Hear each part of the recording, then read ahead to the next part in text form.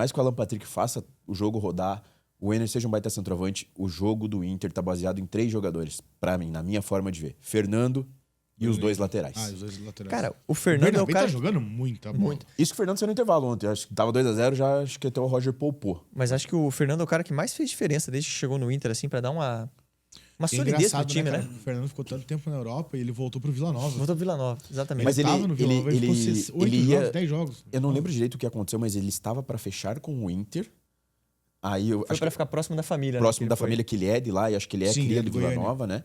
Ele é Mas de daí, de Vila repente, Nova. ficou 8. Oi? Ele é de Vila Nova. Ele é de Vila Nova. De Vila Nova. Mas daí o que foi estranho foi isso, né? Daí passou 8, 10 jogos e foi pro Inter. Tipo, Não fez muito muito sentido. É.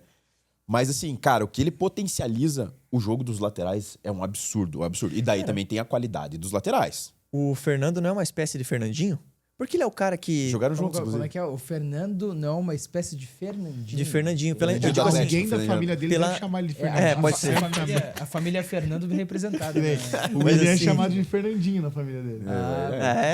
Esse é o nosso Fernandinho aqui, então, William Exatamente. Borges. Mas eu digo assim, pela presença dele em campo, mudar completamente o time, né? Ele é um cara que organiza o Inter com e sem bola, cara. É impressionante como ele, mesmo sem estar no seu auge físico, ele consegue estar em vários lugares do campo e influenciar completamente o jogo do Inter. Cara, ontem eu tanto vi- na parte defensiva quanto na Ontem eu vi um ofensiva. momento. E daí o Inter ataca os 2 laterais ao mesmo tempo, né? Não, porque muito. E o Aguirre é uma surpresa, tá? Não, e só Eu pra não esperava. deixar números interessantes sobre os laterais, assim. O Bernabé foi o primeiro jogador no time do Inter que mais recebeu passes na partida. Foi o mais acionado. 73 vezes ele recebeu.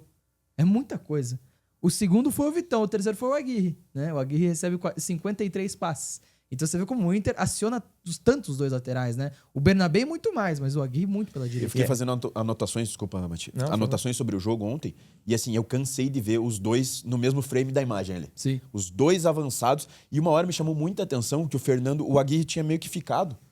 O Fernando dá um passinho pra trás e só faz o sinal com a mão. Vai pro Aguirre. Daí o Aguirre vai. Tipo, ele condicionando totalmente o ataque do Inter ali. Acho que vai muito de encontro com o que eu ia falar aqui que você trouxe. Porque eu ia chamar atenção para os pontas do Inter, que a gente analisou aqui no Visão para Jogo, inclusive.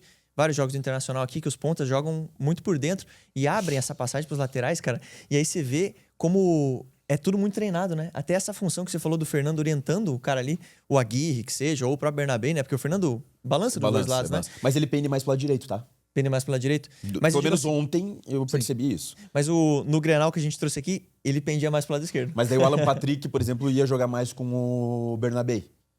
Então, talvez equilíbrio de jogo, situações de jogo. Mas digo assim, para Às vezes você é o ter... estudo da semana, É, em que o Roger sim. identificou que ali Ou no jogo faria mais mesmo, sentido talvez. pro Fernando. E nesse jogo ele coloca o Wesley à direita, né? Talvez aproximar o Fernando do Wesley, que é um jogador que se dá bem em combinação curta, junto do Aguirre, também pudesse fazer sentido naquele momento. Principalmente contra um Kaique e Bruno, que é bom lateral, mas é muito jovem. E assim, um ponto ali é o Dudu, né? Sim, exatamente, que Então- não ajuda tanto. Pra trazer outro número, tá, Ramate, rapidamente, antes dos 2 laterais, né? Vai lá. Os 2 não foram só apenas os que receberam mais passes no Internacional.